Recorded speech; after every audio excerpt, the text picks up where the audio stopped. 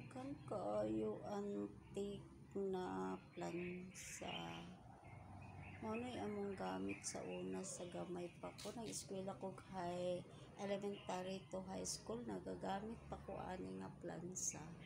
Dili na kinahanglan na magamit ta og kurente na magbayad patag kurente every month kay kini siya baga na lang sa atong nilungag ang atong gagamiton. Isulod ana makaplansa na ta sa atong sanina. Humot pa gyud kayo ang sanina nga atong giplansa pag kini ang gamit nato na plansa, di ba? Nakagamit pa ko ani nga time. Wow, diba? Grabe ang koleksyon niya. Plansa. Nakolekta niya ni ingon ani kadaghan na plansa. Ang sipag niya, binili daw niya to. Tinanong ko siya kahapon, bakit ang dami? Sabi niya, mahilig ako ng koleksyon. Binili daw talaga niya to kasi mahilig siya ng koleksyon. Nabuo niya to. Ang dami. Tingnan mo.